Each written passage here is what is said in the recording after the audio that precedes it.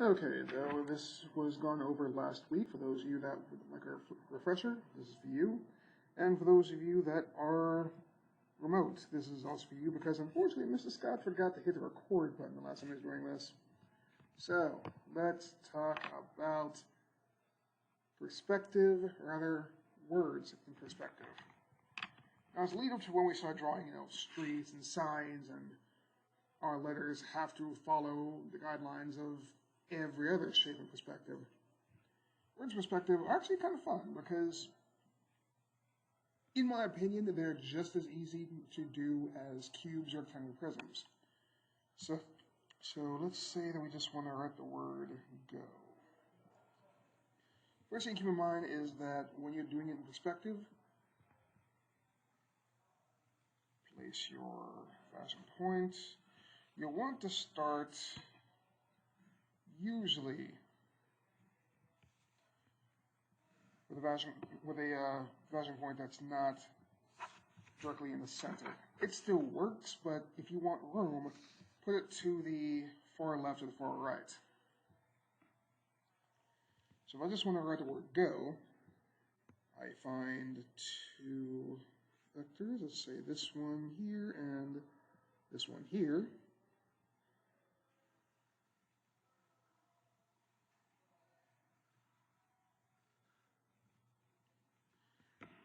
And voila, you've already made a word in perspective. Now, let's say you want this to be more three-dimensional. For three-dimensional things, I advise using bubble lettering or block lettering.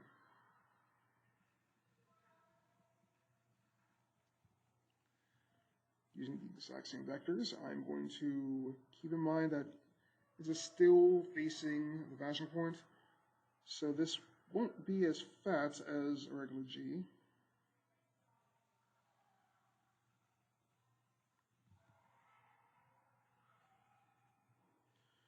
And just like with circles, an O or 0 would still be an ellipses. And then to really get a 3D feel for it, you can still use your horizontals. Keep your line curves for curved letters. And now because of how this is set up, we're going to see the inside of letters with large holes in them.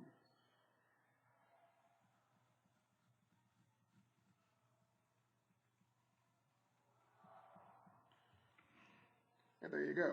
And then it's a little more discernible. Let's shade in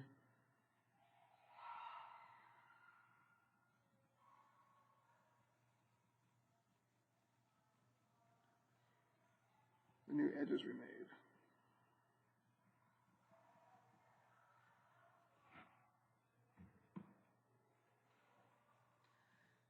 And just so we have reference, I'll do this one more time using bubble letters.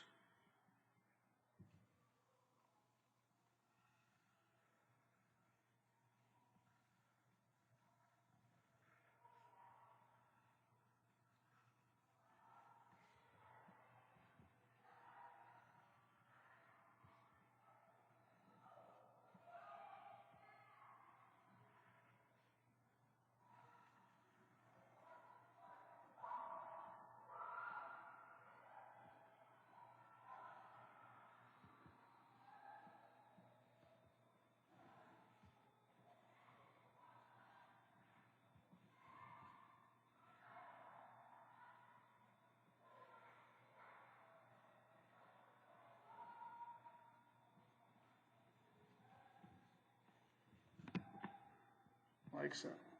And just like with our last bit of block lettering, let's shade in our edges, rounded as they are.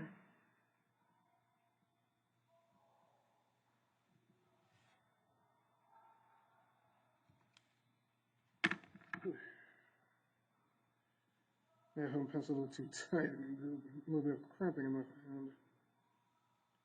Or it could be old age. Let's say a little column A, a little column B.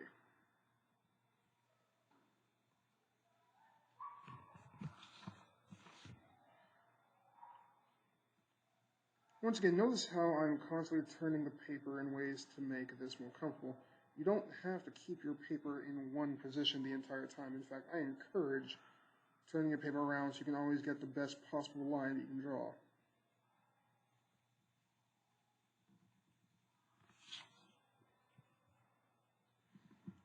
And there you go.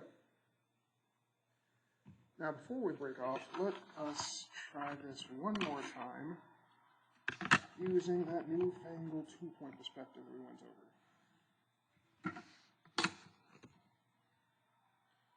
Now, though I do suggest that you do this in a landscape format, which means the paper is long out, you can still do the one-point perspective using portrait format.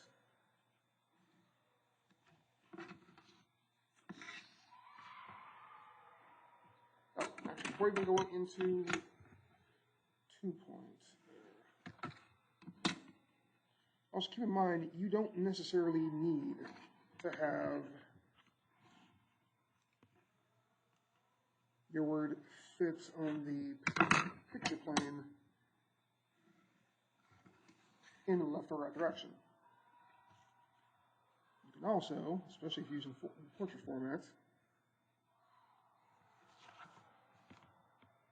situate it with a high horizon line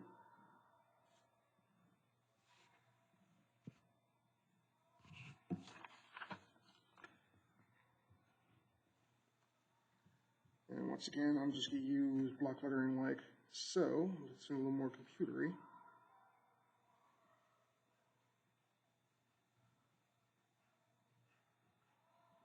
Check this out.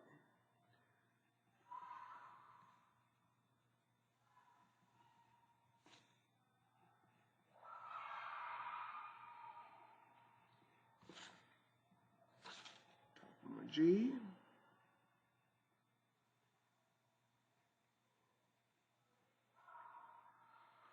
Make sure I here's my vectors.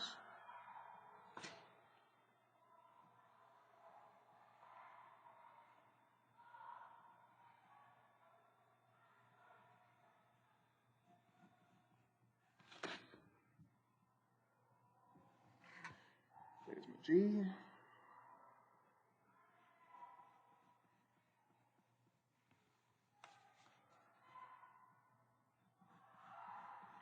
This one's going to go outside the picture plane, but for what's still in it, I can still, let's see here.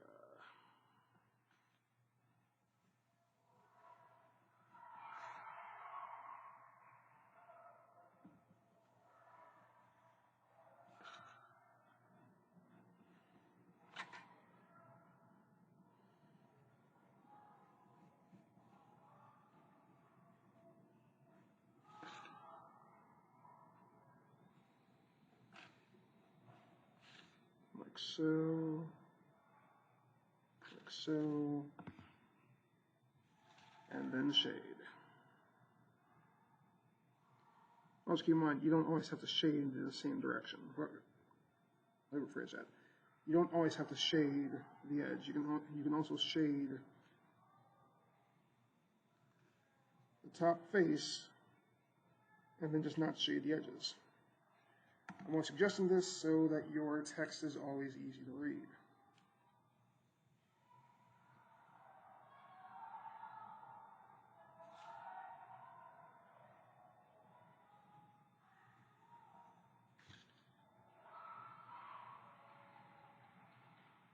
How does this fall under? Yeah, we can still see a little bit of this inner edge here too.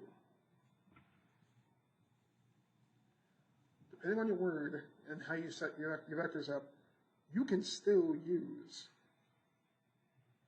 this sort of vanishing pointed format.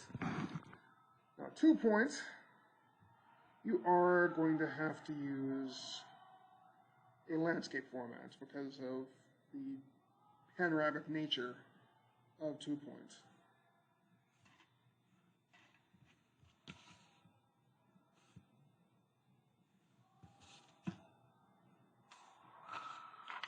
With 2 points, it is important that your vectors from both vanishing points cross over, intersect Ooh, that's a curve. Let's not use that.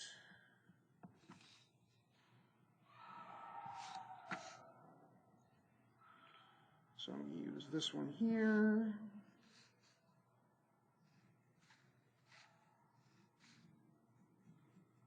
And right here.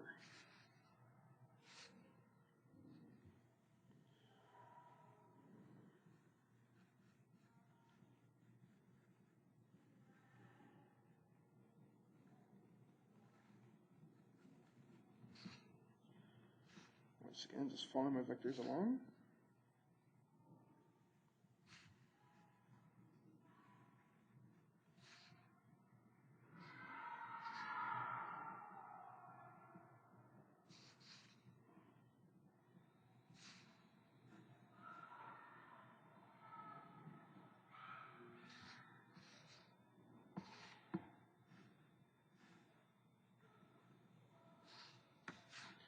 Because of how this works out, we're no longer using horizontal lines, everything's diagonal.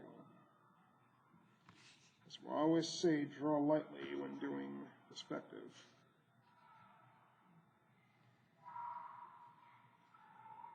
Especially when it's in 2-point, you'll definitely enjoy being able to easily erase the guidelines at the end.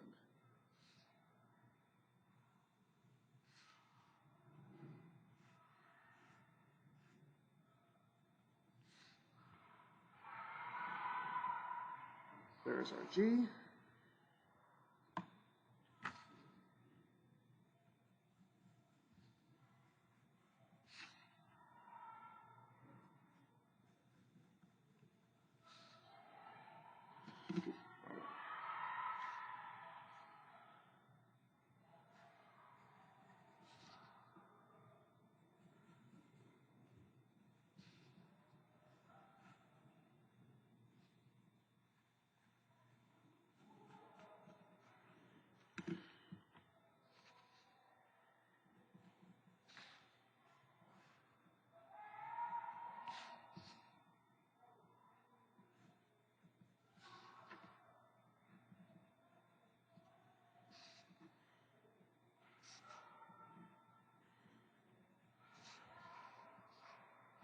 Then I'm just going to shade this side here.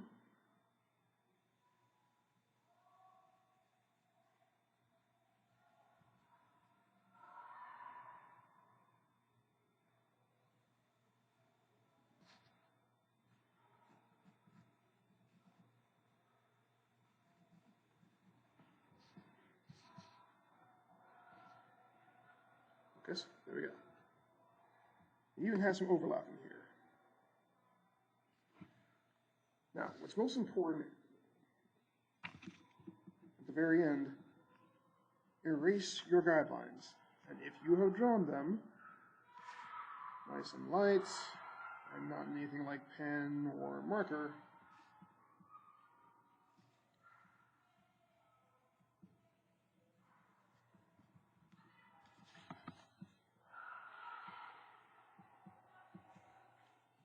there you go.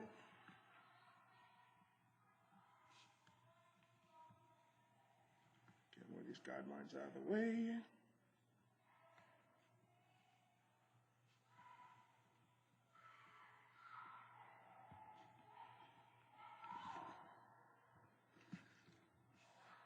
There you go.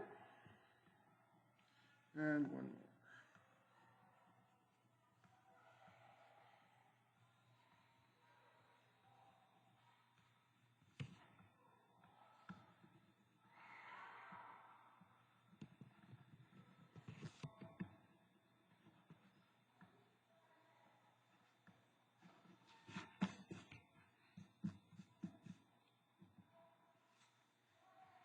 And there you have it.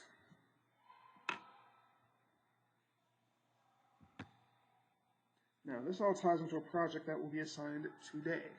Now, for those that are face-to-face, you would have already heard about this project from last week, so we're just going to go over this real quick, and then you are on your own for the project, where I will just go around and help you as you go along. For those of you at home, here is that lesson that I did not post on Friday.